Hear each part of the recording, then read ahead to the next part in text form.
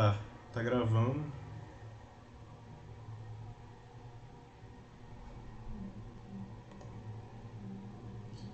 Eu vou começar mostrando algum desses da lista. É só uma lista provisória, então pode entrar ou sair coisa, tá? Eu mostrei ela pro Luiz, ele falou pra botar mais coisas, só que eu não sabia qual era a matéria inteira, então não dá pra terminar a lista, né? Mas sabendo qual vai ser a matéria da prova exatamente até onde eu termino a lista e passo pra vocês. Você tá conseguindo ver aí?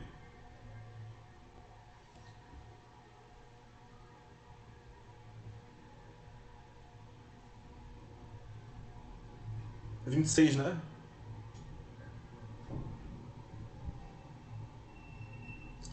Mercado de fatores. Não, então beleza, então beleza. Já já eu fecho essa lista, mas por enquanto ela tá assim, ó. As primeiras questões são de verdadeiro ou falso, da Unpack. São questões da Unpack. E.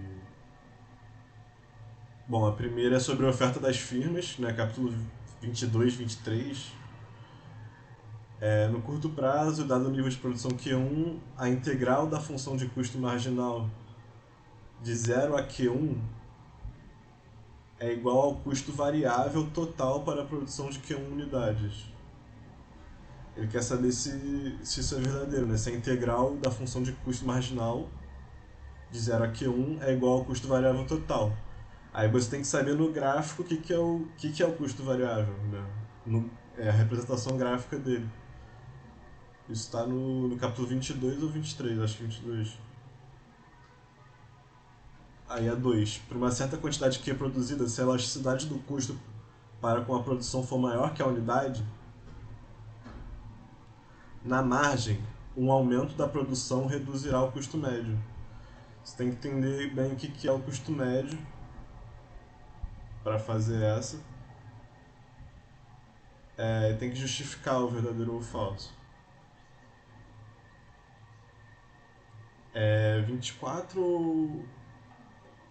Não, não, não, não, não, não. Isso aqui é 22 e 23. É antes. Tá, você vê que nem fala nada de monopólio. É custo médio e custo variável. Você tem que entender bem esses dois conceitos. Na verdade, o que ele está perguntando aqui é se a elasticidade for tal, um aumento na produção vai reduzir o custo médio, sim ou não. Você tem que entender o que reduz e o que aumenta o custo médio. Sobre mercados monopolísticos. Aí agora sim, é o 24, capítulo 24, monopólio. Oi.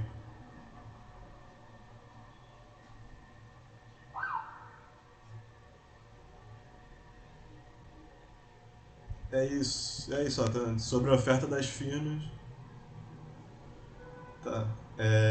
Aí a um do monopólio. Os produtos ofertados são diferenciados e altamente complementares. Você tem que dizer basicamente se isso se isso realmente é uma hipótese ou não dos mercados monopolísticos.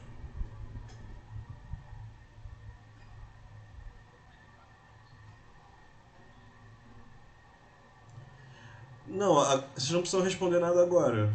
Vocês têm que fazer a lista. Essa não é a versão final da lista. Então é só tô mostrando pra vocês mais ou menos como se... É, isso. Ela não tá pronta ainda, por isso que eu não mandei ainda e... Não, atrapalha não. Bom, a livre entrada e saída de firmas. Verdadeiro ou falso? Tá? No longo prazo, mesmo sem barreiras à entrada, existirá lucro econômico maior que zero.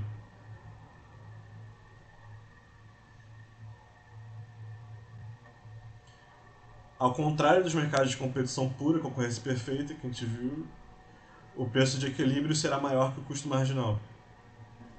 De novo, isso aqui é bem básico do monopólio, né? Vocês têm que saber responder. A relação entre preço e custo marginal, tá? Uma fonte clássica de ineficiência do monopólio é a capacidade ociosa na produção. Aí, isso aqui tem a ver com a relação preço e quantidade, como que o monopolista vai fazer essa relação para ter o lucro máximo, né? É, porque isso aqui tem a ver com qual é a diferença da competição pura e do monopolista em preço e quantidade, entendeu? Sabendo responder isso, sabe responder a questão. Agora, mais uma questão sobre o monopólio. Ceteris paribus, né, tudo mais constante, se a elasticidade de preço da demanda em um mercado aumentar de 2,5 para 4 em valor absoluto, o markup do monopolista se reduzirá em 20%. Então, isso aqui você tem que saber a fórmula da. Na verdade, você nem precisa saber da elasticidade, você precisa saber a fórmula do markup, que leva em conta a elasticidade já. E aí você.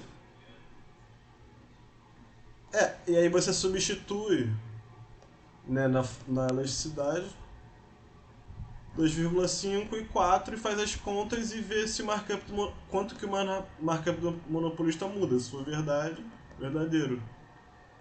E a justificativa é a conta, basicamente. Tá, essa aqui é bem conceitual. Um restaurante universitário cobra três preços diferentes: um para professores, um para funcionários e outro para alunos. Aquele restaurante é um monopolista discriminador do terceiro grau. Cara, isso aqui é bem óbvio. É só você saber o que é discriminador de primeiro grau, de segundo grau e de terceiro grau. Ah, beleza. Uma redução exógena no custo marginal causará redução no preço e no peso morto do monopolista.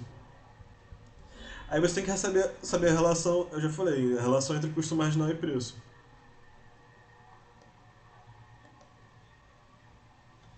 Cara, então, o peso morto do monopolista é basicamente o ônus do monopolista.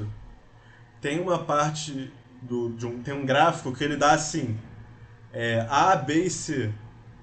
Aí o A é o que o monopolista ganhou, o consumidor perdeu, e o C e o D são. Achou? E o C e o D são como se fosse um ônus puro, ou um benefício puro. Basicamente, no gráfico do monopolista, você consegue achar o que é o peso morto. O que é o peso morto? É a perda de eficiência. Tipo, você comparando com o mercado competitivo, que seria eficiente, e colocando a versão de monopólio, o que se perde de bem-estar, entendeu? O peso morto do monopolista é isso. É o que o fato desse mercado ser monopolista reduz o bem-estar, basicamente. O quanto reduz.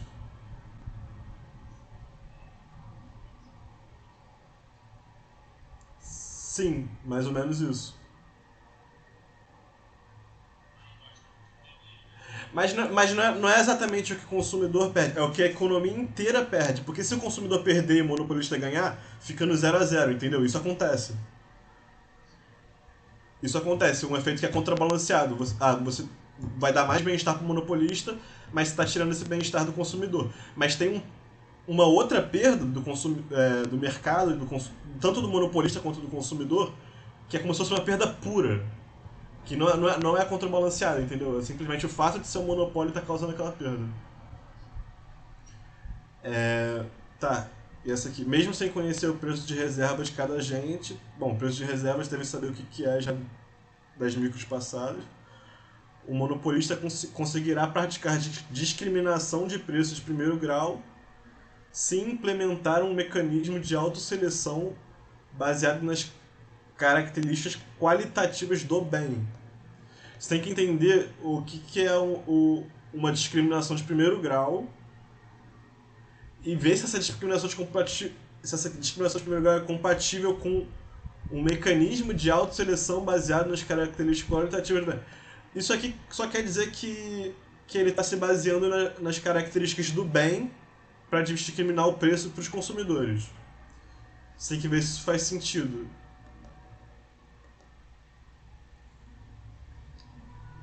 E a 5, em um equilíbrio de concorrência monopolística com lucro zero, não haverá ineficiência, dado que o preço é igual ao custo médio e, consequentemente, ao custo marginal. Aí você tem. você tem que ver se isso é verdade, né? Agora, outra que. Essa aqui também é sobre monopólio. O monopolista que determina o preço pela regra de markup sempre opera numa faixa de preço para a qual a demanda de mercado é inelástica. Isso aqui é conceitual também. Está escrito no Variance se isso é verdade ou não. Descontos para estudantes ou idosos podem ser interpretados como discriminação de preço de terceiro grau, também conceitual. Só saber o que é discriminação de terceiro grau. Monopólios que praticam discriminação de preços de primeiro grau extraem todo o excedente do consumidor. Considere um monopólio com custo médio estritamente decrescente.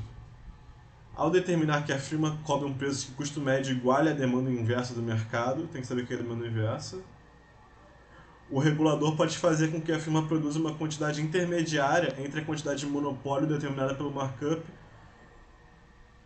e a quantidade socialmente eficiente. Quer dizer que o monopólio está sendo regulado e o regulador está fazendo com que o preço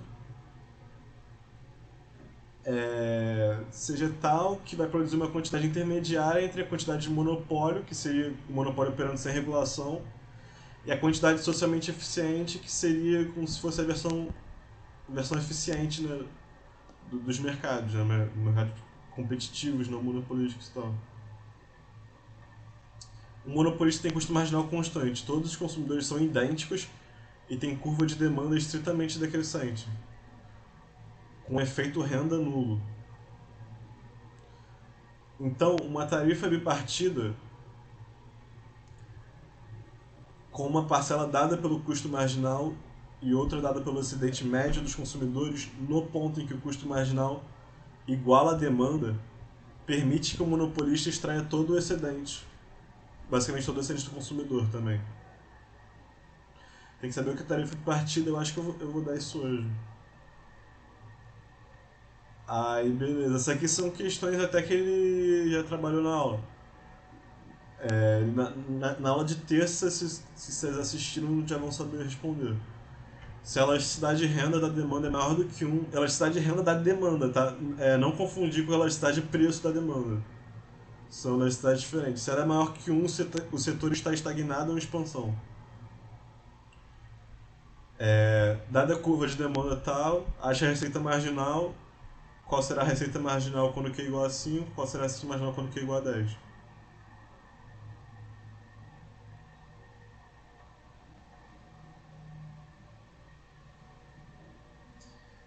Dados P igual a 1 e Q menos 2P mais 10, que é a função demanda. Calcule a elasticidade de preço, agora a elasticidade de preço, não é a elasticidade de renda. Calcule o módulo da elasticidade de preço, o índice de Lerner, o custo marginal e diga se a demanda é elástica ou inelástica. 2. Um monopolista operaria sob dadas condições? Explique. Caso responda que não, explicite as condições sobre a qual o monopolista operaria, fornecendo dados da nova elasticidade, índice de Lerner, custo marginal, preço e função demanda compatíveis com essa estrutura de mercado. Essa aqui, basicamente, vocês têm que mudar. Vocês podem mudar como quiserem, o preço, a quantidade, o que. Aí vai mudar o índice de Lerner, vai mudar o custo marginal automaticamente. E aí você tem que dar todas essas informações de modo que um monopolista possa operar. Bom, é isso. Talvez tenha mais questões depois da versão final, mas por enquanto tá assim a lista. Agora eu vou começar a monitoria propriamente.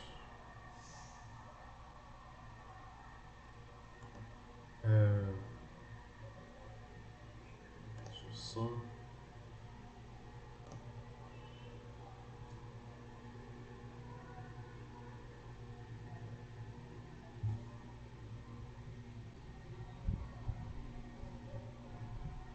Ué, cadê?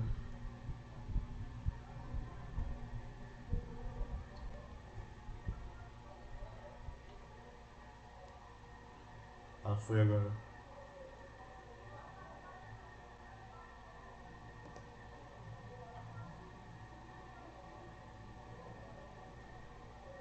Peraí que deu um bugzinho aqui.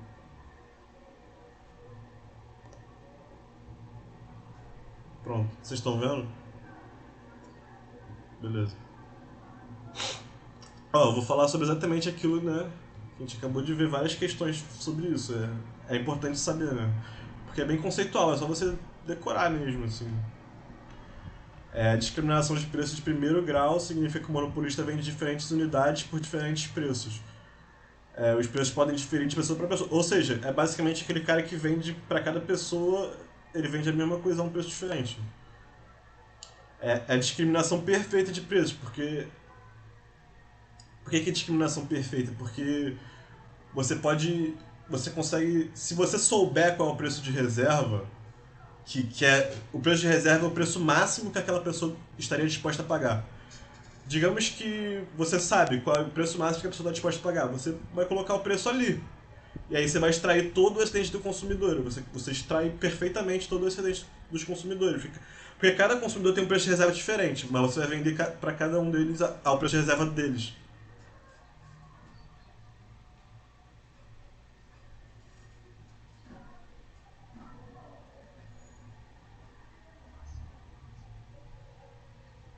Uhum.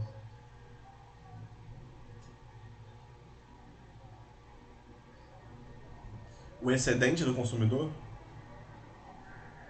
Não, o preço de reserva é o quanto ele está disposto a pagar. O excedente do consumidor é o preço de reserva menos o preço que ele pagou, entendeu?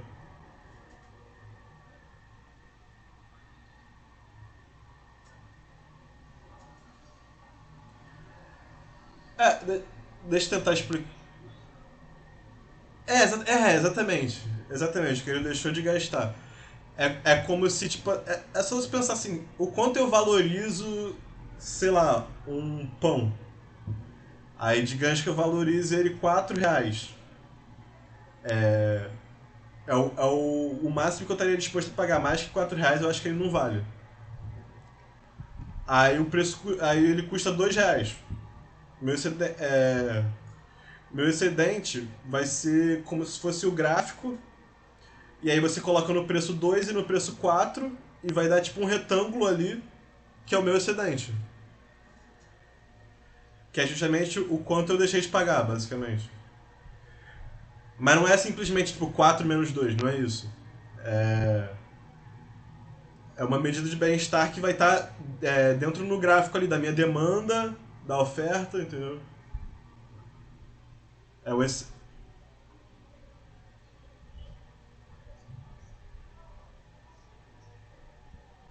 Exatamente. Tem o preço de equilíbrio, que é o preço de fato que vai estar sendo cobrado. E aí você só bota um pontinho ali no preço onde seria o preço de reserva. E aí vai dar um retângulo, que é o excedente do consumidor. Se o aí que entra a discriminação de preços de primeiro grau, né? Porque se o discriminador de preços de primeiro grau ele tiver informação completa, ou seja, ele souber das coisas, ele souber o seu preço de reserva, é, ele vai cobrar o seu preço de reserva exatamente. Então o excedente do consumidor vai ser zero, mas o excedente do produtor vai ser o máximo, entendeu? O excedente do ofertante vai ser o máximo, porque o excedente do consumidor vai ser o mínimo, que é zero. Porque ele vai cobrar exatamente o preço de reserva, então não vai ter excedente para você. Então vai ter excedente para ele. Deu para entender?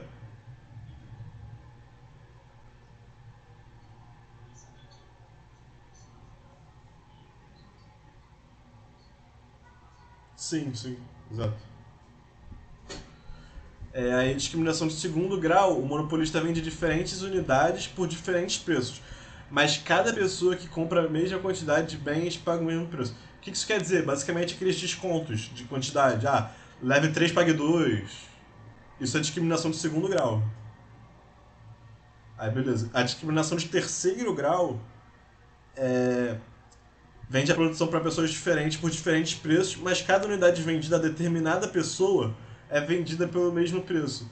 Ou seja, você discrimina pelo tipo de pessoa. Pessoa idosa paga mais barato. Isso é uma discriminação de terceiro grau. Estudante paga meia. Discriminação de terceiro grau. Discriminação de primeiro grau é como se fosse aquele.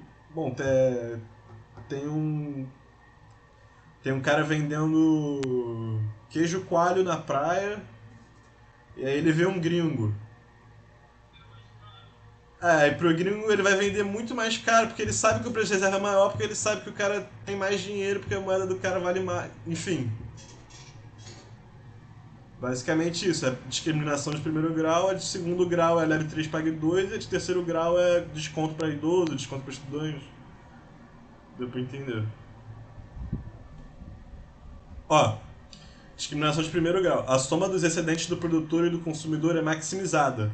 No entanto, na discriminação perfeita de preço, o produtor acaba por obter todo o excedente. Foi o que eu acabei de falar. A discriminação perfeita de preços constitui um conceito idealizado, né? Por que é idealizado? Porque não tem como o produtor saber o preço de reserva de cada consumidor. Primeiramente, isso já é impossível, né? Mas é só um ponto de vista teórico.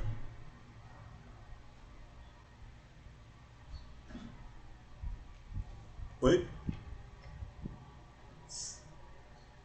Ele cobra o preço de reserva, mas porque a gente está assumindo que a informação é perfeita. Ele sabe o preço de reserva, entendeu? A gente está assumindo que ele sabe o preço de reserva de todo mundo.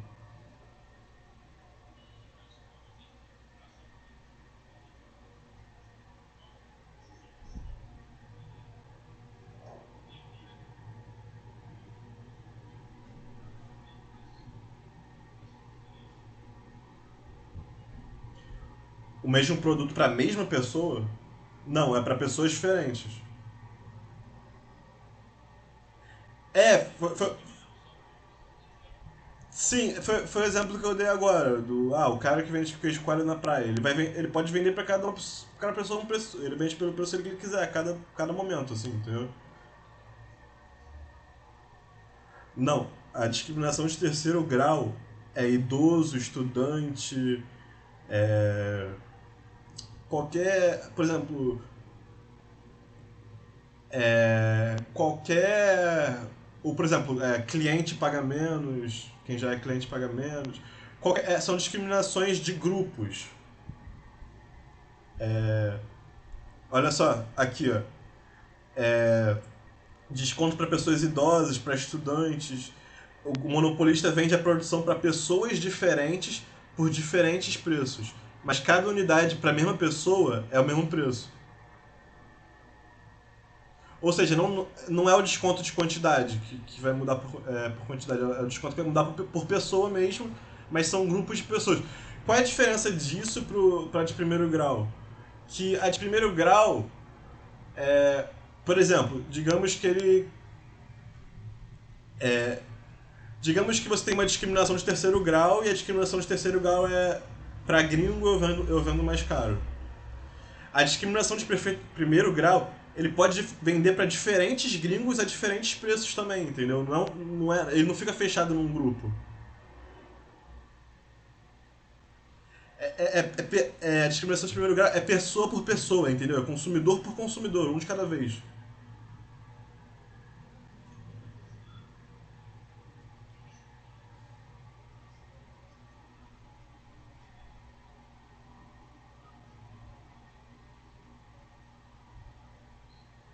Sim, isso seria uma discriminação de primeiro grau.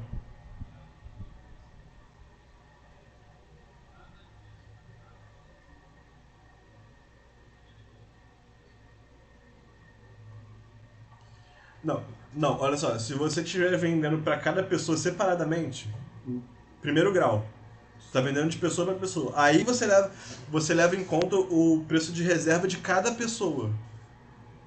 Vamos assumir que eu sei o preço de reserva de cada pessoa. Eu vou cobrar o preço de reserva de cada pessoa. A de terceiro grau não é assim. Porque você só bota uma regra. Pessoas idosas pagam menos. Mas eu não vou diferir entre uma pessoa idosa para outra, o preço de reserva de uma para outra é diferente, mas eu não vou vender por preço diferente. Vou vender pelo mesmo preço para todo idoso. Entendeu? Beleza. Tá, aí.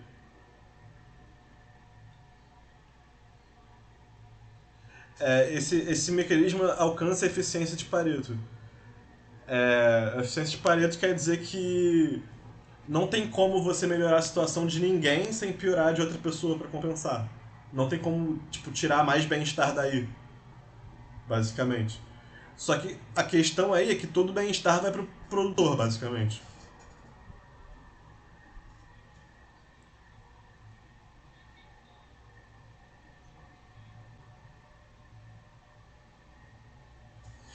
É porque. Lembra que eu falei da questão do excedente do consumidor ou do produtor? Essa é uma alocação Pareto eficiente. Que isso quer dizer? É um sistema que vai ter, o bem-estar máximo assim, que ele poderia ter. Só que tá indo tudo pro produtor e nada pro consumidor. É, é basicamente isso que ele está falando. Porque quando um sistema não é Pareto eficiente, eu posso fazer uma mudança nele que vai dar mais bem-estar para alguém sem tirar de ninguém, entendeu?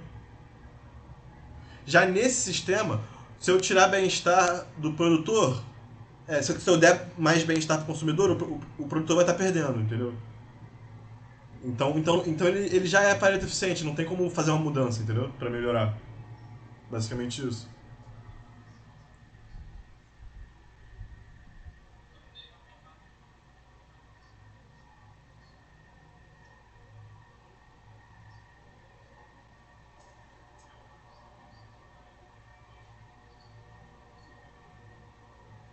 É, é, é, não é perfeito, assim, mas você está maximizando o bem-estar, só que você está distribuindo ele de uma forma completamente desigual. Você está dando tudo pro produtor e nada pro consumidor.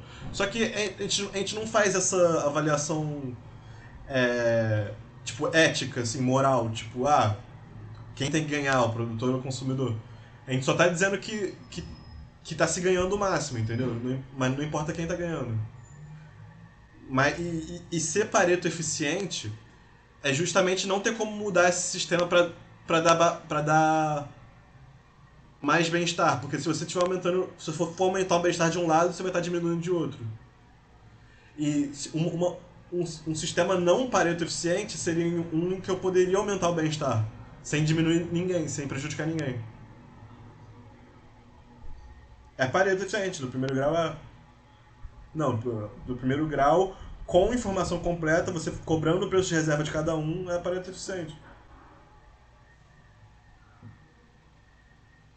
Ó, discriminação de preço de segundo grau é fixação não linear de preços, que significa que o preço por unidade produzida não é constante, mas depende da quantidade.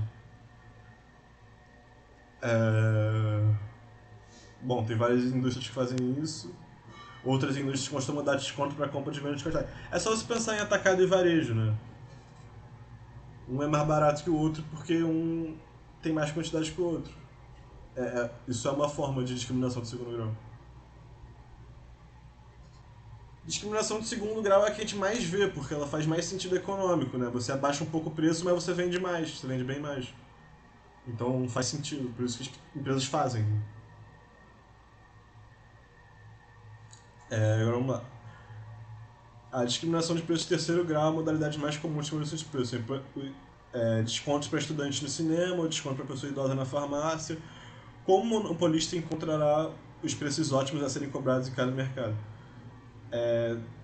Dois grupos de pessoas, ele vende um para cada grupo a preço diferente. Os consumidores não podem revender o bem. Aí tem as funções aí, as curvas de demanda inversa, que é o preço, e o custo. O problema de maximização de lucro do monopolista será. Isso aqui é só você pegar o problema de maximização normal, P vezes Y menos C, e aí você substitui pelo que ele acabou de falar aqui. É o mesmo problema de maximização de sempre. E a solução ótima deverá ter receita marginal igual a custo marginal, porque a gente vê que isso sempre tem que ser verdade. Tanto na concorrência perfeita isso é verdade, quanto para o monopólio também é verdade. Receita marginal igual a custo marginal. Essa é a condição de maximização de lucro para qualquer mercado.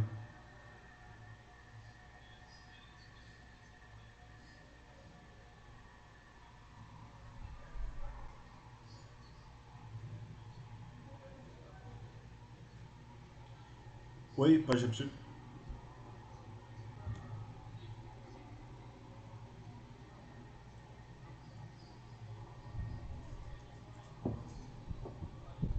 Vai custar assim. A receita marginal é exatamente o contrário. Não, não, não, não, não. O contrário no sentido de que a receita marginal é como uma unidade a mais vai te dar de dinheiro. Entendeu?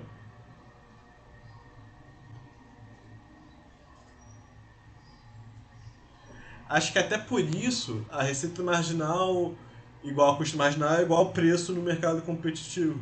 Porque o que é o preço? É o que você vai ganhar por ter vendido aquela unidade, entendeu? A receita, a receita marginal é mais ou menos isso. É o que você vai ganhar por ter vendido aquela última unidade.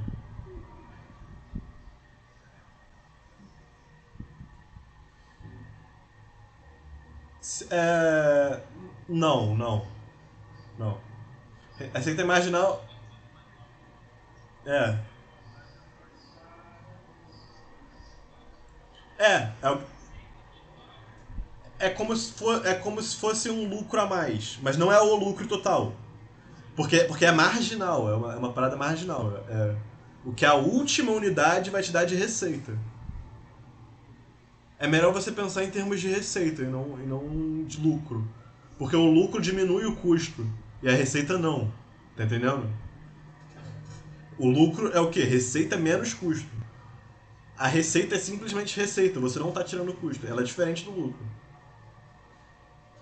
E a receita marginal é justamente a receita da unidade na margem, né? Aí beleza, o custo marginal de uma unidade extra. Ó, o custo marginal de produzir uma unidade extra tem que ser igual à receita marginal de produzir uma unidade extra, entendeu? Em cada mercado. É porque. Por que isso é verdade? É importante entender o conceito, não só decorar, assim. É, não, não, não, não, porque o lucro é máximo.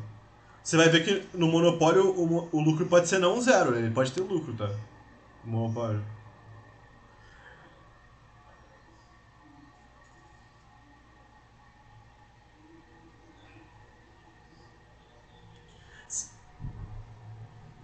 Não, não, não. Mas é porque o lucro zero é na concorrência perfeita. A gente já saiu da concorrência perfeita. A gente tá no monopólio, então não é mais válido falar nesse termo, entendeu? Porque essa não é uma hipótese do monopólio.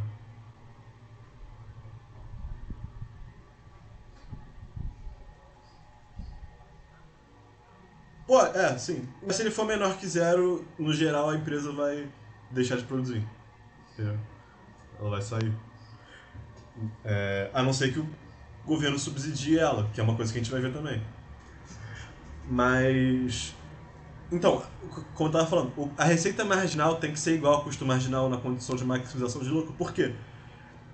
Porque se a receita marginal for maior, e ela vai ser, tá? A gente está falando do ponto em que ela se iguala. Mas antes de chegar nesse ponto, ela pode ser maior. Mas quando ela é maior, faz sentido a gente produzir uma unidade a mais. Por quê? Porque a receita está maior que o custo, ou seja, está lucrando.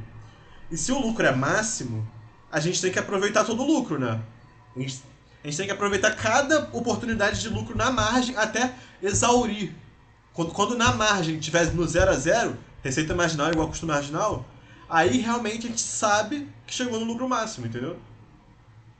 Porque a gente não está conseguindo mais drenar lucro daquele mercado, entendeu? Se a gente produzir mais, a gente vai, na verdade, perder lucro.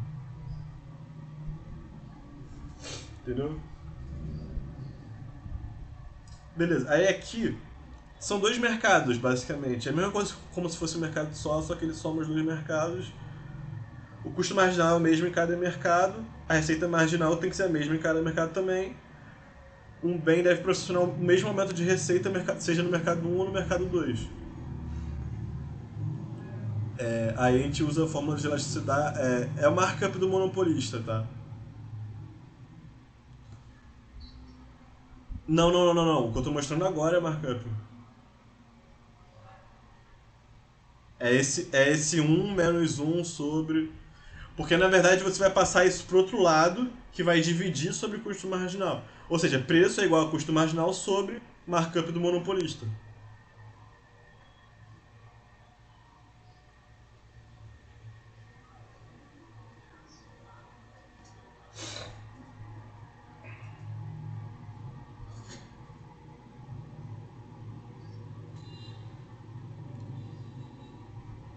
Isso, mas aí você vai jogar isso no na receita marginal igual a custo marginal, entendeu?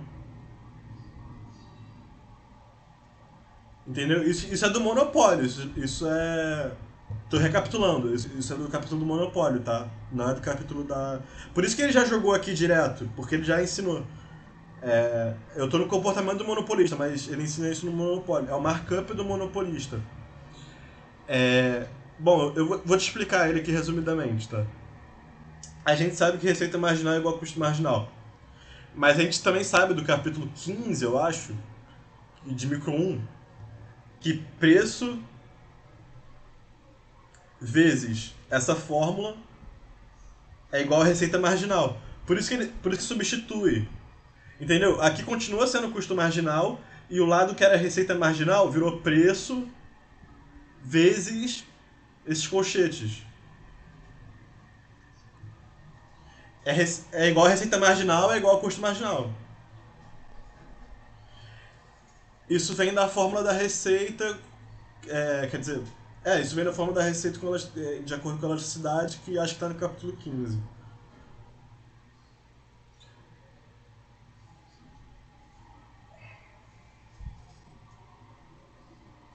Na verdade ele vai dar elasticidade. Se ele te der elasticidade e o preço, você vai achar o custo marginal.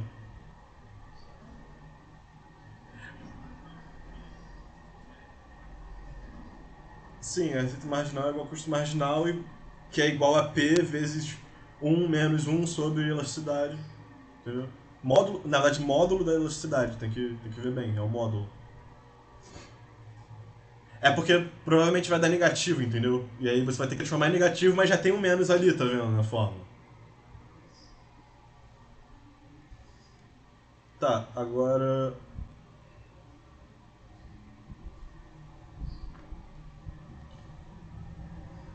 São as elasticidades nos respectivos mercados.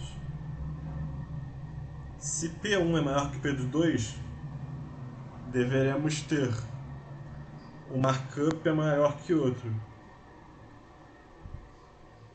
O que vai implicar isso aqui simplesmente por consequência matemática.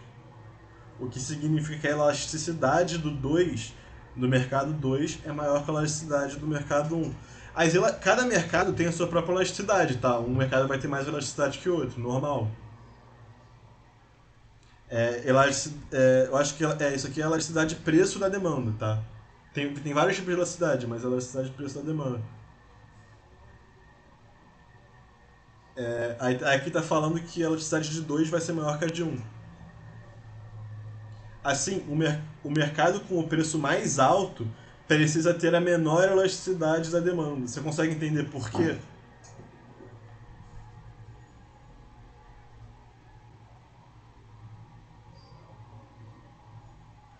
Então, o que significa uma menor elasticidade da demanda? A demanda é menos sensível ao preço. O que significa o quê? Que se eu aumentar o preço, a demanda vai diminuir pouco. Sim, ou seja, menor elasticidade. A demanda menos sensível é a que tem a menor elasticidade.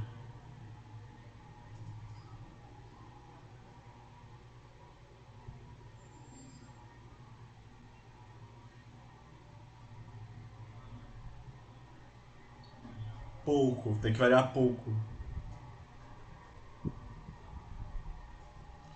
Tipo, deixa eu te explicar isso com a lógica da vida real. Cigarro. Fulano fuma um maço de cigarro por dia. Cigarro tem muito imposto. Imposto aumenta o preço do cigarro. O governo pode ir lá tacar um imposto gigantesco. Tipo, sei lá, o maço de cigarro era pra ser R$ 10. Ele vira 25 com os impostos. O fulano vai continuar comprando um maço por dia. Porque ele é viciado. Pra ele aquilo vale muito. Ele fumar aquela quantidade vale muito. Ele não vai diminuir a quantidade. Até porque você não tem como. Até porque o maço se vende um maço, dois maços, três maços. Então ele vai continuar comprando um maço, porque ele é a quantidade que ele fuma por dia. Ele vai deixar de gastar com outras coisas, porque a renda dele é limitada, sim. Mas aí ele vai aceitar pagar mais pelo cigarro, entendeu? É mais fácil que essa pessoa aceite a pagar mais se o preço aumentar. E ele só. E ele. Fala, fala. E ele não tem nenhum substituto pro cigarro. Não existe outra coisa que ele vai usar, que ele vai consumir, que vai dar a sensação do cigarro. Agora imagina. Bom, cereal. Cereal matinal, assim. Tem várias marcas, vários tipos, tem um parecido com o outro. Posso comprar Nescau Ball, sucrilhos de chocolate. Enfim, tem vários substitutos, é só ir no mercado e escolher um. Se o preço de um deles aumentar, a demanda vai cair bastante, porque as pessoas vão começar a comprar os outros, entendeu? Então já é elástico, entendeu? É uma demanda mais elástica.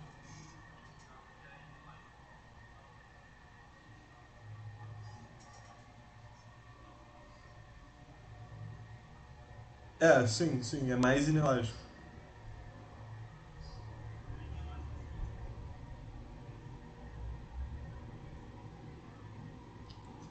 Não, existe a situação extrema, né? Que é inelasticidade máxima, que seria uma curva reta, em pé, e independente de qual preço você bota, a demanda vai ser a mesma. Mas claro, isso não existe na vida real. As pessoas têm renda. é, Elas têm certa renda, essa renda vai mudar como elas consomem, vai restringir elas ao consumo, né? Tem outras marcas para escolher, eu posso gastar meu dinheiro em outras coisas. Então nunca que vai ser perfeitamente inelástica.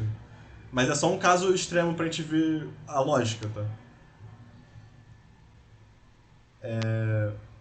Bom, uma demanda elástica é uma demanda sensível aos preços. Uma empresa que discrimina preços atribuirá, portanto, um preço mais baixo para o grupo sensível e um preço mais alto para o grupo insensível. Desse modo, ela maximizará seus lucros. Sugerimos que os descontos para idosos e estudantes constituam bons exemplos de discriminação de terceiro grau. Podemos entender por que eles têm descontos. É provável que os estudantes e os idosos sejam mais sensíveis aos preços do que o consumidor médio, e por isso tenham demandas mais elásticas para a região levante dos preços. Assim, a empresa que maximizará lucros discriminará os preços em seu favor. Ou seja, por que o preço na farmácia é mais baixo para o velho? Porque o velho compra mais remédio. Então, quanto mais tu abaixa o preço, a demanda deles aumenta mais ainda, entendeu? Porque como eles são bem sensíveis, uma redução do preço vai gerar um aumento da demanda mais que proporcional. Faz, né?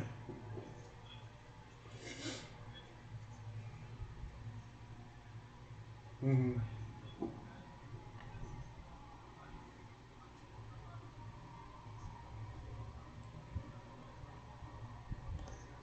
Uhum.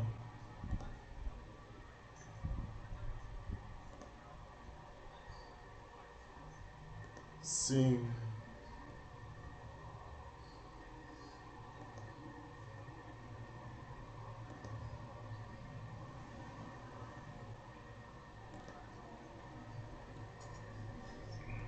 Sim, a lógica é tipo assim: quem tem mais tendência de consumir uma parada, tá ligado? Você tem que achar o seu mercado, o público-alvo do seu produto e abaixar o preço pra eles, entendeu? Aí tá. Peraí.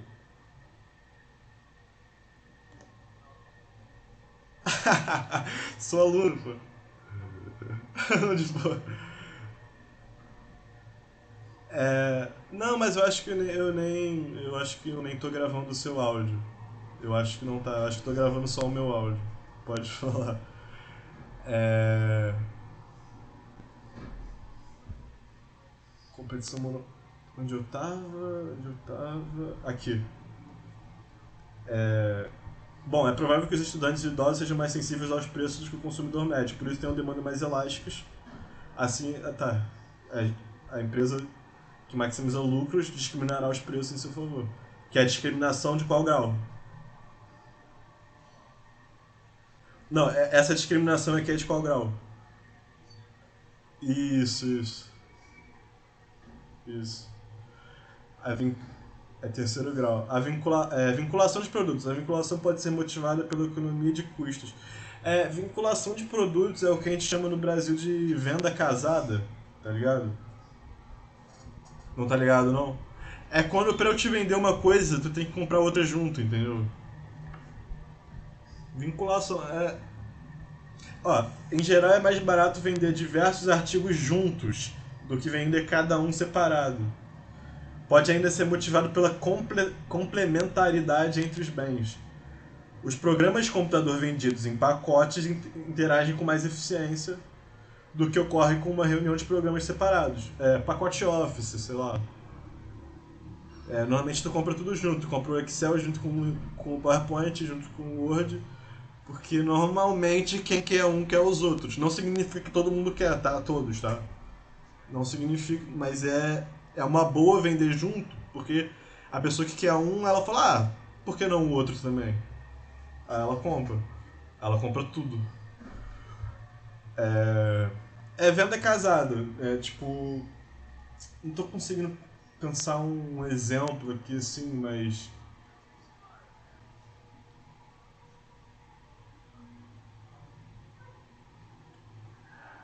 Ah, sim, não, mas isso aí é a quantidade da mesmo produto.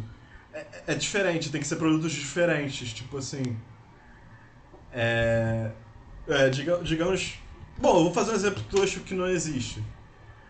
É, digamos que eu sou um vendedor de banana. E aí, meio que. Pra eu vender uma banana, eu só vou vender. Eu vou embalar ela junto com uma tangerina. E aí eu só vou vender o pacote junto. Eu vendo o pacote banana com tangerina. Tá? Aí se você quiser comprar, eu não vou abrir a embalagem e te dar a banana ou a tangerina. Eu só vou vender os dois juntos. Isso é uma venda casada, entendeu?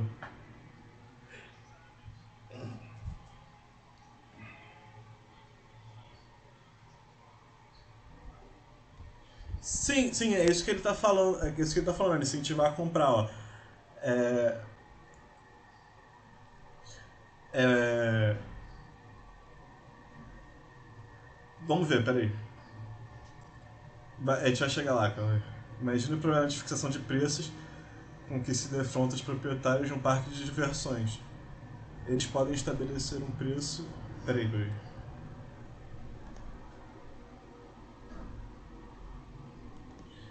É, eu vou abrir outro Meet, porque esse Meet vai terminar em 10 minutos e não vai dar tempo de terminar.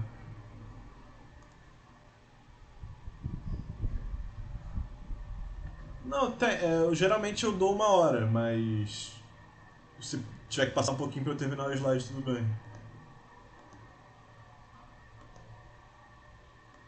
Tá.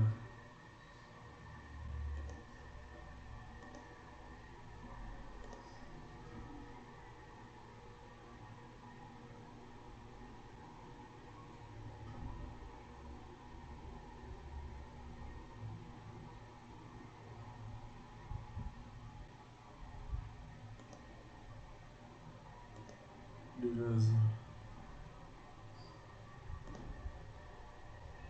Aqui o link.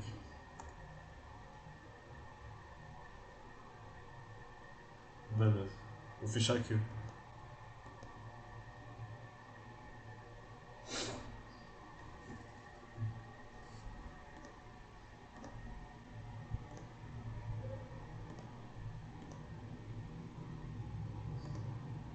Tá, vou continuar agora. Tá, Peraí. Tarifa de partida, né? Vamos ver o que é isso. Imagine o problema de fixação de preços dos proprietários de um parque de diversões. Eles podem estabelecer um preço para entrar no parque e outro para andar nos brinquedos. Como eles deveriam fixar esses dois preços se quiserem maximizar os lucros? Observe que as demandas de acesso e de andar nos brinquedos são interrelacionadas. O preço que as pessoas estarão propensas a pagar para entrar no parque dependerá do preço que pagarão para andar nos brinquedos. Basicamente é como você dividir o consumo da pessoa entre duas etapas, né? Uma etapa é tu entrar no parque e outra etapa é tu entrar no brinquedo.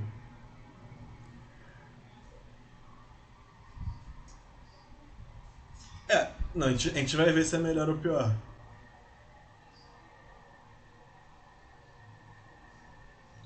O dilema da Disneylandia. Se os proprietários do parque fixarem um preço P, a demanda será X. O excedente do consumidor. Aqui, o excedente do consumidor que a gente estava falando. Tá vendo aqui em cima? Tá.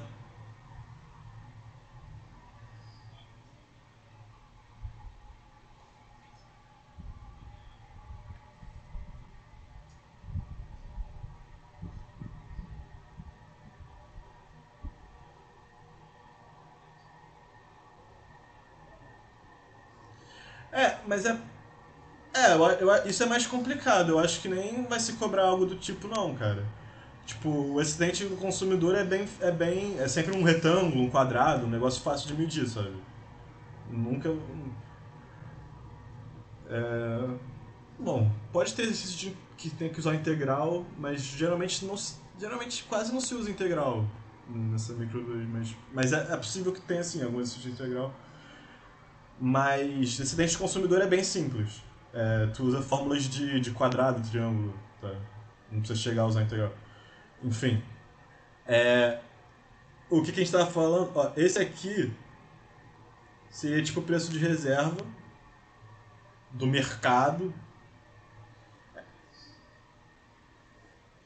Aqui em cima, lá em cima, seria como se fosse o preço de reserva total, assim. É porque cada pessoa tem um preço de reserva diferente, na verdade. Então talvez seja meio errado falar isso. Mas finge que, na verdade, essa curva de demanda é de uma pessoa só, tá? É a curva de demanda sua curva de demanda. Aqui é o preço que vai cobrar. E esse aqui é o seu preço de reserva. Aí você meio que faz o seu preço de reserva menos o preço de fato e tira a área, entendeu? Isso tudo é só excedente. É aquilo que a gente estava conversando antes.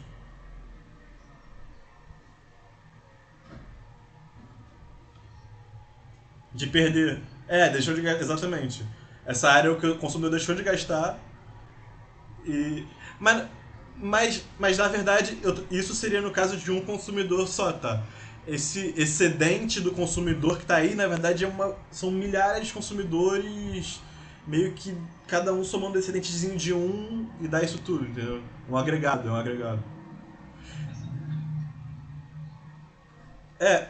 A curva de custo marginal normalmente não é assim, mas quando você quer facilitar, você faz assim.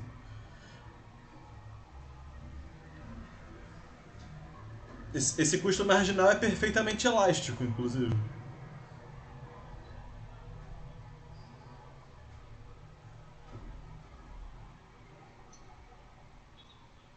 É. E a quantidade pode ser qualquer uma.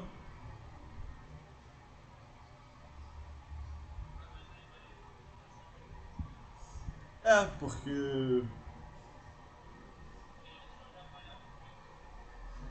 Depende da situação. Mas nesse caso sim. Porque. Porque o preço tem uma relação com o custo marginal. Que é o markup do monopolista.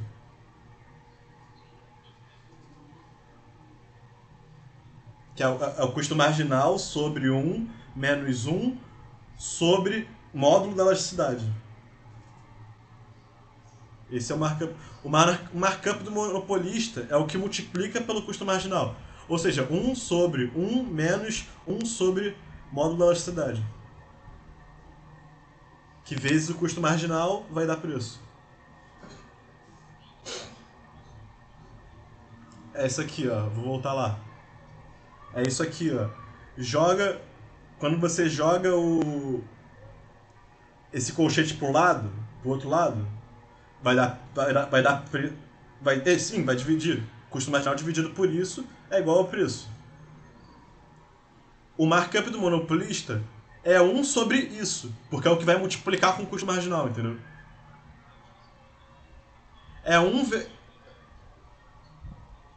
É porque isso é pra gente achar a relação entre preço e custo marginal, entendeu? Não, a receita marginal nem é o mais importante. A receita marginal nem é o que a gente quer saber exatamente. A receita marginal é o que vai dar a fórmula do markup, tá ligado? E o markup a gente vai jogar no custo marginal. Porque é a relação entre o preço e ele, entendeu? Porque na concorrência perfeita o preço é igual ao custo marginal. A relação é 1 para 1. Mas aí, tipo, essa parte mais escura é o lucro, tá? É o lucro, porque é o que está acima do custo marginal.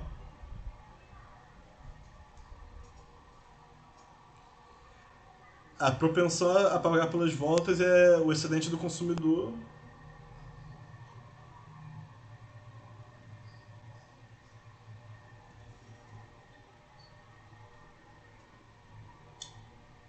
Lucro perdido. Ah, tá.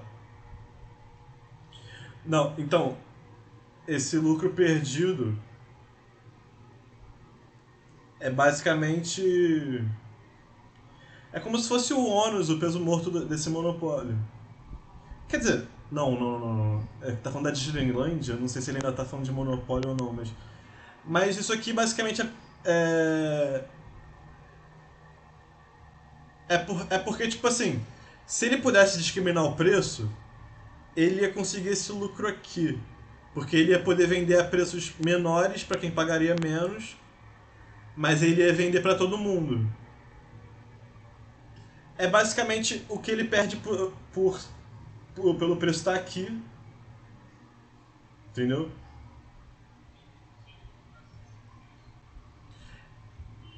É basicamente a perda de eficiência a que a gente estava falando.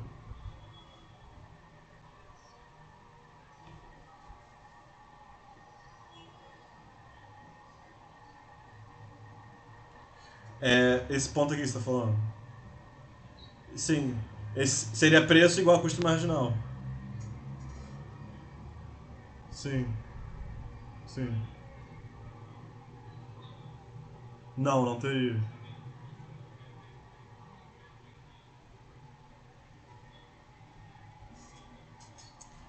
Cara, então, essa que é a questão. O que é esse lucro perdido? Bom, ele fixou o preço em P. Mas se o preço fosse mais baixo, ia ter mais gente querendo comprar, certo? Se ele pudesse ser discriminador do primeiro grau e vender ao preço de reserva de cada um, ele ia vender a preços menores as últimas unidades. Mas ele não pode discriminar, por isso que tem esse lucro perdido, entendeu? Porque quando discrimina, você tem lucro máximo. Mas quando não discrimina, você não tem lucro máximo, entendeu? É porque a gente tá assumindo que aí ele não discrimina, tá? Normalmente tem. Existem leis contra a discriminação de preços. Também.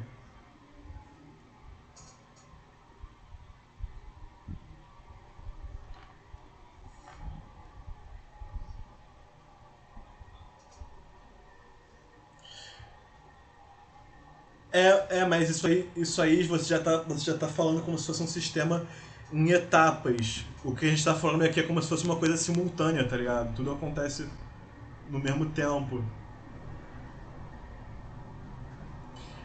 É porque. Não, a empresa não pode abaixar o preço no futuro? Pode, mas não é isso que o modelo tá vendo.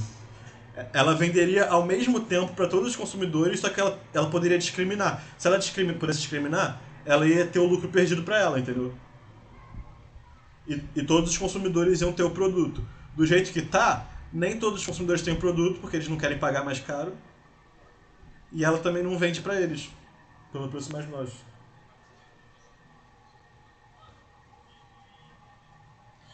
É, é, é, Não, então, exatamente. Como ele não pode discriminar, se ele abaixar o preço da última unidade, ele vai ter que abaixar o preço da primeira também, tá ligado?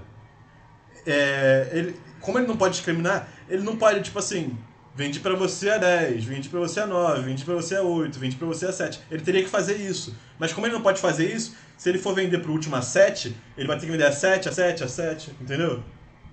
E aí vai jogar o preço no custo marginal e ele vai lucrar zero, na verdade. Entendeu? É porque a gente está levando em conta que essas empresas não podem discriminar, tá? A gente não pode discriminar, que eu digo, não pode discriminar de primeiro grau. Não podem discriminar de primeiro grau. Até porque é crime. Discriminação de primeiro grau normalmente é algum tipo de crime. Porque. Por vários motivos, assim, mas. Basicamente não existe isso. Tu ligar pra net e eles te oferecerem a atendente gostou de você, ela vai te dar um desconto no mesmo combo. Não, tá ligado? Tem regras pra discriminar o preço. Não é a cada consumidor eu posso discriminar ele. Não é assim.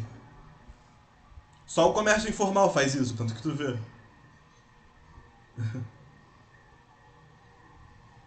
É,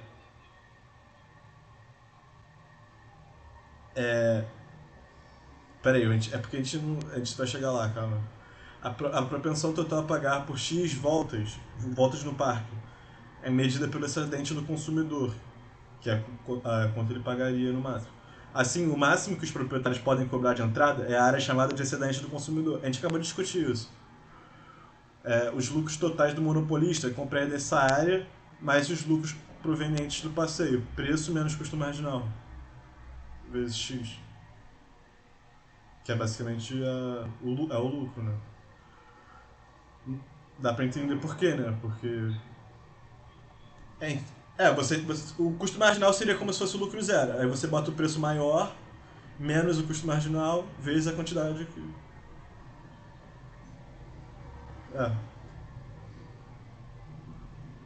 Não é difícil ver os lucros totais são maximizados quando o preço se iguala ao custo marginal.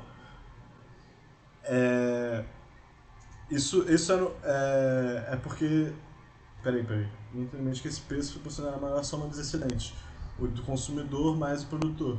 Como o monopolista cobra das pessoas os seus excedentes dos consumidores, a fixação de preço igual ao custo marginal e a cobrança de uma entrada a cobrança de uma entrada igual ao excedente do consumidor resultante constitui a política máxima de maximização de lucro. A gente ainda vai ver o que isso significa, peraí. De fato, essa é a política que a Disneylândia e a maioria dos outros parques seguem. Há um preço para a entrada, mas o acesso às atrações é gratuito. Aí lembra quando você perguntou no início? Ah, ela vai botar um preço em um preço no outro? Qual que maximiza? O que maximiza, na verdade, é isso aqui, ó. Preço para entrada e atrações gratuitas. Ou seja, só um preço.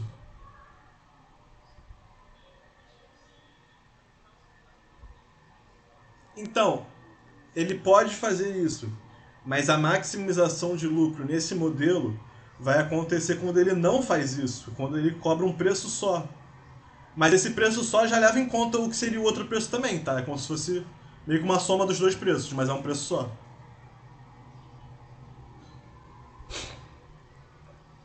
Então, é melhor cobrar tudo de uma vez. Aqui, ó. Parece que o custo marginal de andar de brinquedo é menor do que o custo de transação de cobrar separadamente por eles. Ou seja, existe um custo de você ficar cobrando cada brinquedo, sabe? É melhor você tirar esse sistema complicado, burocrático e facilitar.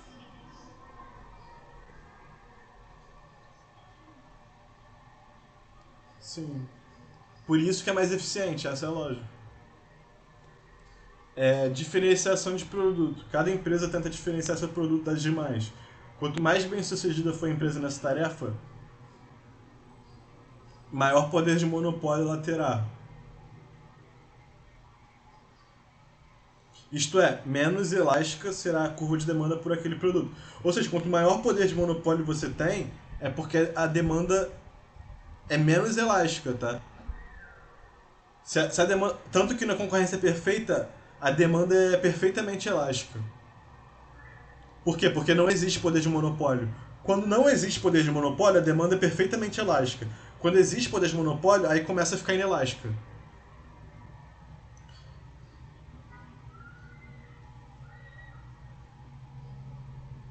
Sim, não só por isso. É... Sim, sim, tem a ver com isso, mas tem a ver com aquelas outras coisas que a gente falou, de não ter substitutos, se é algo que a pessoa é menos sensível ao preço, ela vai continuar demandando aquilo. Ó,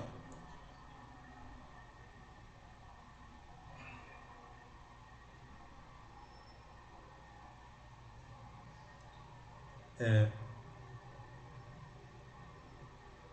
a indústria de refrigerantes. Tem várias empresas com produtos semelhantes. O que significa? Mas não idênticos. Isso significa tem diferenciação, mas não tem tipo aquela diferenciação máxima que não existe substituto, sabe? Você se diferencia, mas você continua sendo refrigerante. Você não deixou de ser refrigerante. Só mudou a marca e a receita. Ou seja, cada uma tem algum poder de mercado. É como se cada uma tivesse um pequenino poder de monopólio.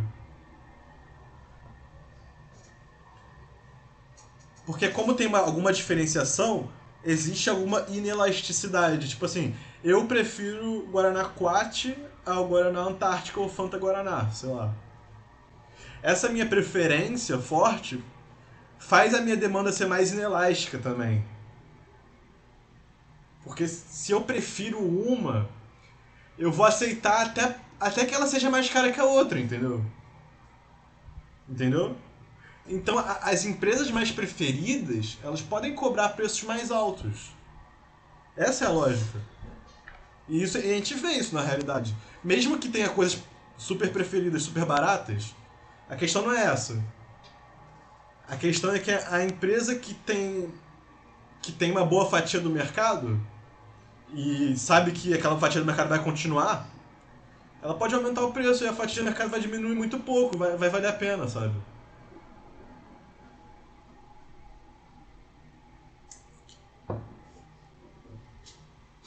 Bom, é...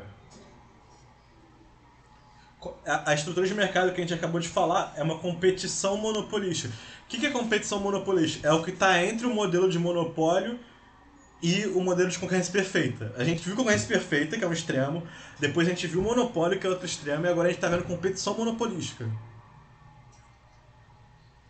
Não é a junção dos dois, é meio que diferente dos dois, entendeu? Tá entre um e outro. Mas sim, de certa forma. A estrutura da indústria é monopolizadora na medida que cada empresa se defende com uma curva de demanda de inclinação negativa pelo seu produto. Ela tem, portanto, algum grau de monopólio, como eu já expliquei, no sentido, no sentido de que pode estabelecer seu próprio preço, em vez de aceitar passivamente o preço do mercado. Ela não é tomadora de preço, tá? Ela é price maker. É porque tem price taker e o price maker, né? O price taker é a tomadora de preço, é a competição perfeita que a gente viu. O price maker é o monopólio e a competição monopolística também. Só que no caso do monopólio, o preço dele vai ser o preço do mercado todo. Agora a competição monopolística, o preço de uma empresa não é o preço da outra, não é o preço da outra. Meio que o preço de mercado vai ser meio que como se fosse uma média de todas, assim, no caso. Da demanda toda. Não há restrições contra a entrada de novas empresas em uma indústria competitiva monopolizadora. Tá? Não tem barreiras à entrada. Nesse aspecto é como se fosse uma indústria competitiva. Competição monopolística é a forma que mais existe na estrutura. É a mais realista, basicamente. Mas é também a modalidade mais difícil de analisar. Quanto mais realista fica o modelo, mais difícil de analisar fica, gente. Mais variáveis. Por isso mesmo que os modelos eles são bem irrealistas. Justamente para ficar mais fácil de a gente ver as coisas. Ah, mas o modelo é muito realista, então ele não serve pra nada. Não. Ele sendo muito realista, ele pode ainda servir para entender muita coisa da vida real também. Ele pode até tornar mais fácil isso. Mas o importante é vocês entenderem quais são as hipóteses realistas e quais são as hipóteses irrealistas.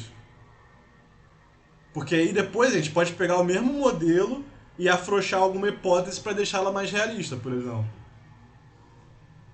É para isso que servem os modelos realistas por competição perfeita. Todo mundo sabe, ninguém tá falando que aquilo é vida real. É só uma forma de analisar as coisas.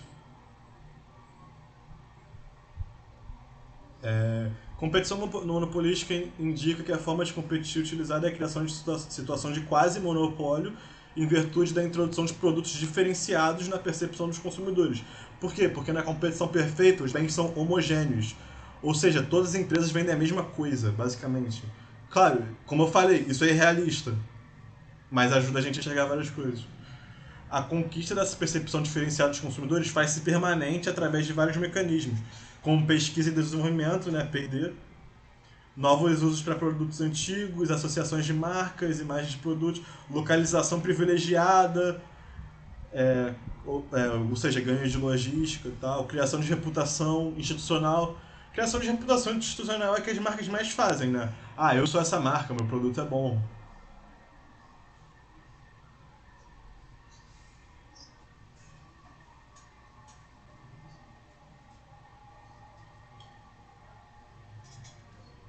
Tem algum poder de monopólio. O que significa ter algum poder de monopólio? Que elas podem, por exemplo, influenciar o preço. Elas podem botar o próprio preço. Isso já é algum poder de monopólio, entendeu? Mas, produtos substitutos, mas não idênticos, entendeu? Substitutos, mas diferenciados.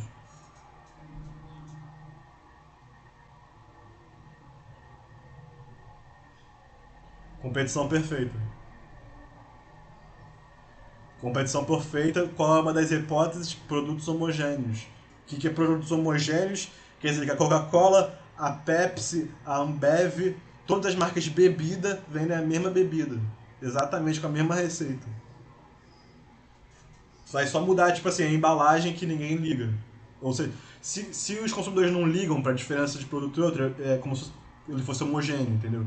Eles estão vendo a mesma coisa.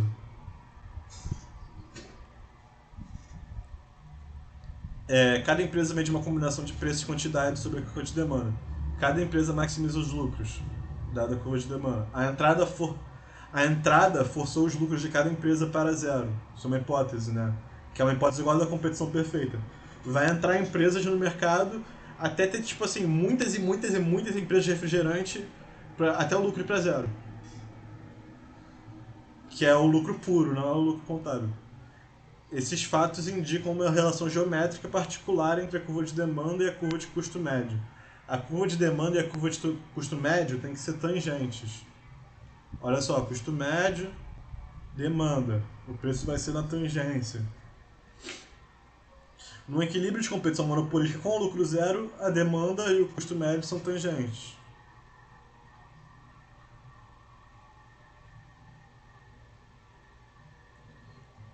O argumento está ilustrado na figura 25.6. O fato 1 diz que a combinação de preço e quantidade tem que estar em algum ponto sobre a curva de demanda. E o fato 3 que a combinação de preço e quantidade tem que estar sobre a curva de curva média. Ou seja, se ela tem que estar sobre as duas curvas, ela vai estar na tangência de uma com a outra.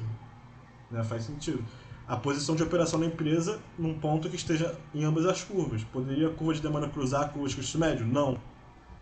Por que a demanda não pode cruzar o custo médio? Porque haveria algum ponto da curva de demanda acima da curva de custo médio.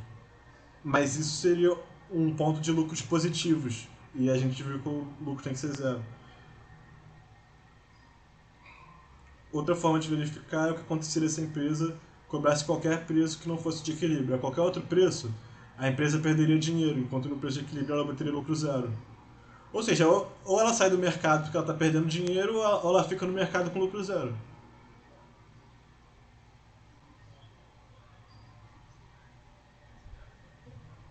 É. Acima também. Também é negativo. Sim. Qualquer ponto que não seja lucro zero é lucro negativo. Não existe lucro positivo, é isso que ele está falando aqui. Bom, embora os lucros sejam zero, a situação ainda é ineficiente no sentido de Pareto. Os lucros não têm a ver com a eficiência. Quando o preço é maior do que o custo marginal, há um argumento de eficiência para expandir a produção.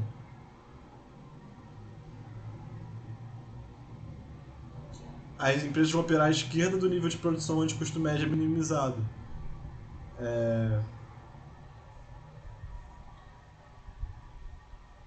Bom, se houvesse menos empresas, cada uma poderia atuar numa escala de produção mais eficiente, o que seria melhor para os consumidores. Todavia, se houvesse menos empresas, haveria também menor variedade de produtos, o que pioraria a situação dos consumidores. Qual desses efeitos é dominante é uma situação de difícil resposta. O que ele está falando? Ele está falando que, no caso de concorrência monopolística, tem um problema que é que entra empresas demais. Entra tantas empresas que, se tivesse menos, o mercado como um todo seria mais eficiente. Só que, por ter mais empresas, também tem mais variedade. Então, o que é melhor? Variedade ou um outro preço de equilíbrio com uma outra quantidade que vai dar uma escala mais eficiente? Não dá pra dizer exatamente. Aí o resumo. Em geral, haverá um incentivo para que o monopolista faça alguma discriminação de preço.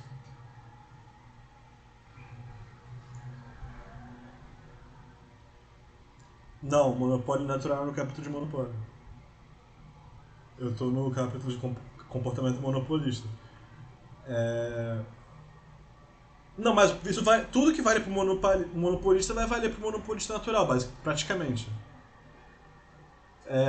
O monopolista natural é um caso particular do monopólio, mas tudo que vale para monopólio vale para ele. Só que ele tem outras especificidades, que tem a ver com a escala mínima de eficiência. Eu posso passar pelo capítulo de monopólio em outra monitoria, eu posso revisar ele, que eu não gravei. Bom, a discriminação de preço perfeita é a cobrança de um preço no estilo pegar ou largar. Isso resultará no nível eficiente de produção. É a discriminação de primeiro grau que a gente já falou, pegar ou largar é isso. Tipo, ela fala, bom, o preço é R$ 30, ou você compra ou você não compra. Aí a pessoa vai comprar porque é exatamente o preço de reserva dela, no caso. Discriminação de primeiro grau. Não, tô dando só o resumo do capítulo. Tô só lendo. Se a empresa puder cobrar preços diferentes em dois mercados, ela tenderá a cobrar o preço mais baixo no mercado com a demanda mais elástica. Por quê? Porque se ela abaixar o preço, a, o aumento na demanda vai mais que compensar e ela vai lucrar mais. É aquilo que a gente já discutiu. Se a empresa puder estabelecer uma tarifa compartilhada e os consumidores forem idênticos, ela em geral desejará fixar um preço igual ao custo marginal, que é o lucro máximo. Na verdade, aquela parte que você estava perguntando o que é o lucro perdido, na verdade é o lucro perdido por não ter colocado o preço igual ao custo marginal.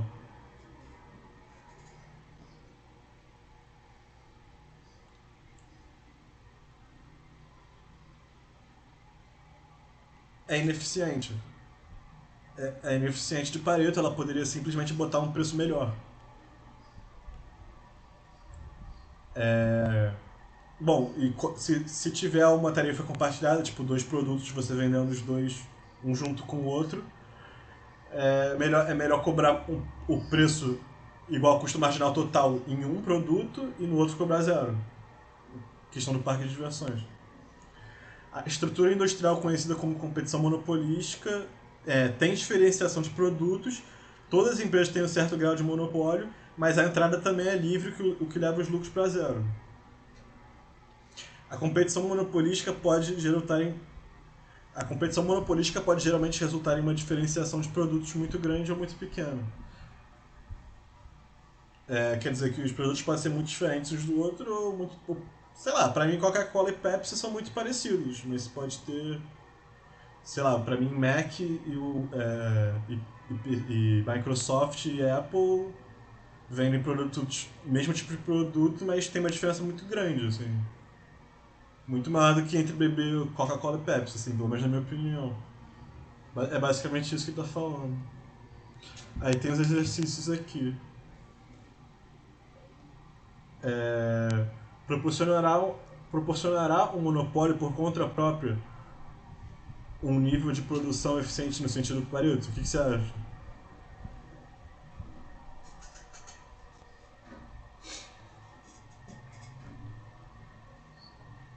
Lembra de que a gente falou das discriminações? Aqui é qualquer monopólio, tá? Fazendo o que quiser. Você tá perguntando se é possível um monopólio, algum tipo de monopólio.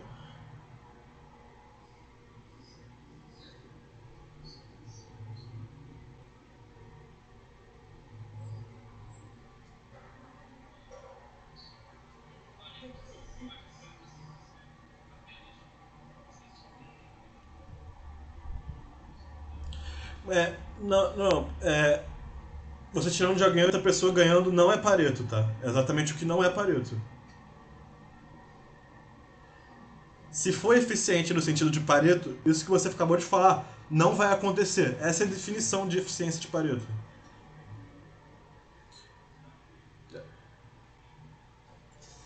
Eficiente de Pareto é que. Não. Quando você está na eficiência de Pareto, quer dizer que você não consegue aumentar o bem-estar de alguém sem tirar de outro. Tá? E, e quando você não está na eficiência de Pareto, quer dizer que você consegue aumentar o bem-estar de alguém sem tirar de ninguém. Simplesmente aumentar o bem-estar de alguém. É... Bom, é simples, olha só, vamos ver a resposta. Sim, se puder discriminar preços perfeitamente. Lembra que eu falei da discriminação de primeiro grau? Eu falei que ela era Pareto eficiente, porque você extraía todo o excedente, tinha lucro máximo e vendia toda a quantidade que você quisesse, porque ia vender cada um a um preço para poder vender tudo. Por isso que ela é eficiente no sentido de Pareto, mas só quando você discrimina preços perfeitamente, tá? Porque quando você não faz isso, o monopólio é ineficiente no sentido de Pareto. Porque você diminui o preço, você aumenta o preço, desculpa, para diminuir a quantidade. E aí quando você diminui a quantidade, tem gente que fica de fora do mercado. E se você pudesse discriminar os preços, você venderia para esses caras que ficaram de fora do mercado. Mas você não pode, então você acaba com uma ineficiência, entendeu?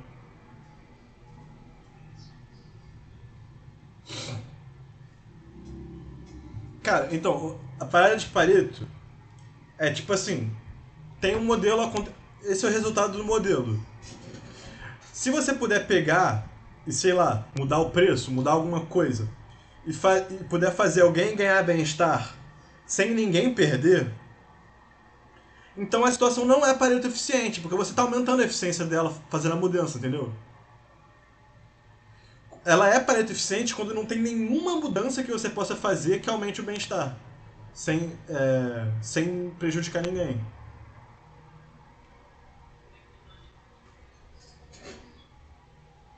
Você falou meio trocado. Tá.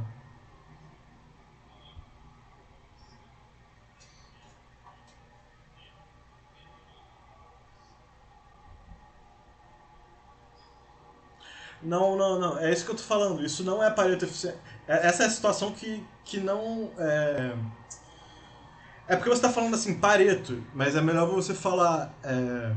Sei lá, a situação é eficiente no sentido de Pareto ser. Entendeu?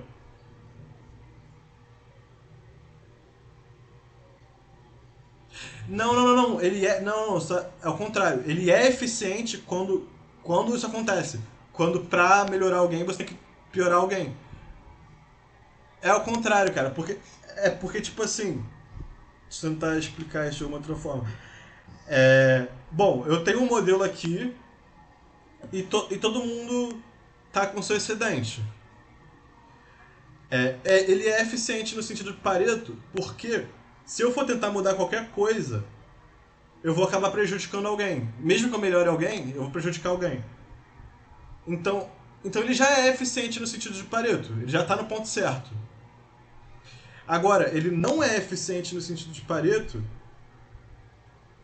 quando eu posso fazer alguma mudança que aumenta o bem-estar de alguém e não prejudica ninguém. Então ela não é eficiente porque eu posso fazer a mudança. Ela é eficiente quando eu não posso fazer a mudança. Entendeu? Aqui.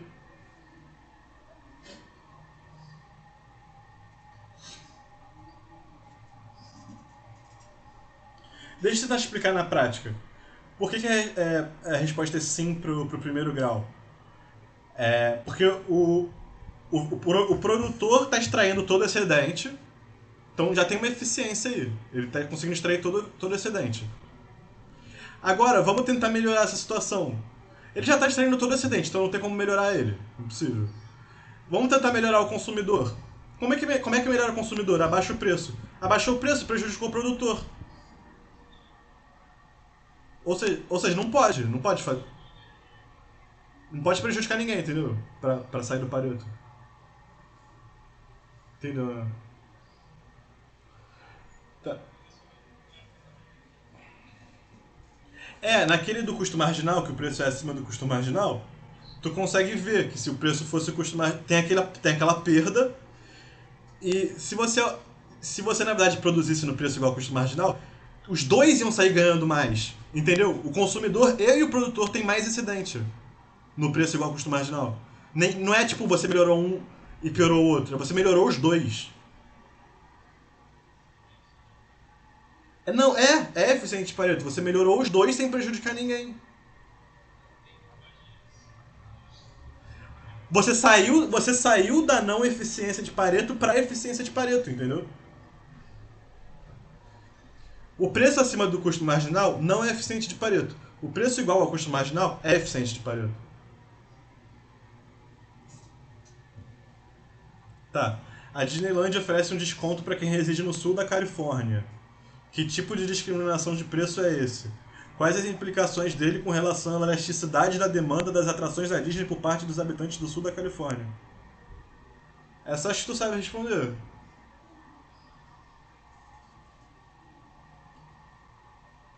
E quais as implicações com relação à elasticidade desses caras?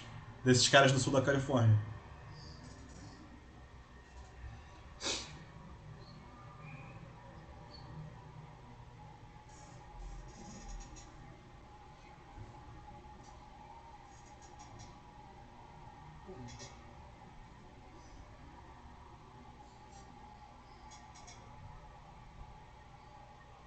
Qual é a elasticidade? Então, qual é a elasticidade da demanda desses caras do sul?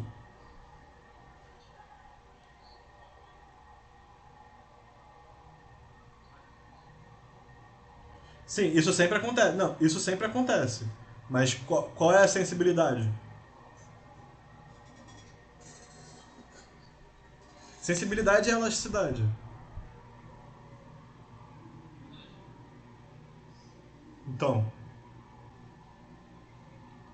olha só, tá certo. Essa é uma discriminação de preço de terceiro grau. A Disneyland acredita que os residentes do sul da Califórnia têm demandas mais elásticas do que os demais visitantes do parque. Por quê? Porque o sul da Califórnia eu acho que é perto da Disney, né? Só pode ser isso. Eles simplesmente discriminaram o preço para quem mora perto da Disney. Então, quem mora perto da Disney tem mais sensibilidade aí na Disney, né? Faz sentido. Se o preço cair, eu. Tipo assim, eu já tenho eu já tenho mais facilidade de ir na Disney. Se ficar mais fácil ainda, ou seja, se o preço cair, eu vou. Entendeu? Essa é a lógica. Eles querem fazer as pessoas do sul da Califórnia irem. Porque elas já são mais propensas aí. A gente que mora aqui no Brasil. Faria sentido eles darem um desconto pra brasileiros? Não, não faria, porque a gente mora longe, a gente não tá nem aí pro preço da Disney. Só algumas pessoas que vão viajar pra fora que vão se importar com isso, entendeu? Então é mais inelástico. Já quem mora perto é mais elástico.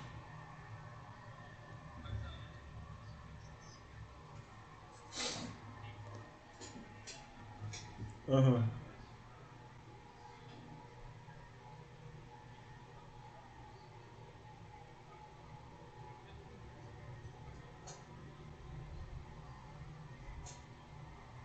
Não, é porque você pode aumentar o preço e vai continuar a gente indo.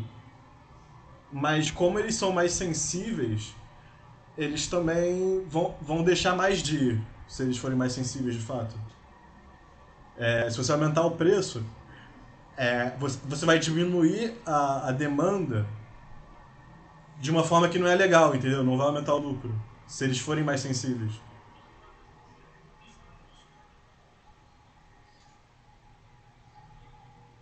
Aham.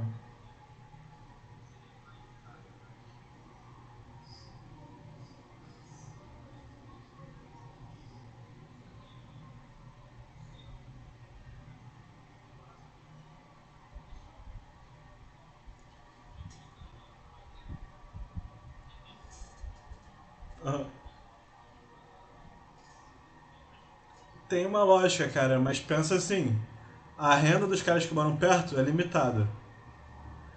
É, ele morando perto, ele pode ir todo dia. Se o preço aumentar, ele vai deixar de ir todo dia. E já o cara que mora longe, ele não vai nenhum dia. Se mudar o preço ou não, ele vai continuar não indo nenhum dia. Entendeu? Pensa numa lógica extrema, para ficar mais fácil. O cara que mora na África, ele não tá nem aí pro preço da Disney. O cara que mora perto tá aí. Então faz mais sentido, entendeu? Vai baixar o preço, o cara da África não vai ir. Mas vai baixar o preço, o cara que mora perto vai ir várias vezes. E outra coisa, o cara que mora longe. Ah, mas ele vai receber desconto. Tá, mas ele tem que pagar gasolina ou passagem de avião. E aí soma, vai continuar dando um preço alto. Já o cara que mora perto, ele vai gastar R$ 4 no ônibus e vai poder usufruir já, entendeu? Então é muito mais fácil ele gastar R$ 4 todo dia e fornecer demanda pro parque de diversão todo dia do que o cara ficar pegando avião pra ir lá, entendeu? Então, na verdade, a demanda desse cara que tá perto é muito mais importante, é muito melhor que tu faça ele demandar mais do que menos, entendeu? Então é isso, acabei.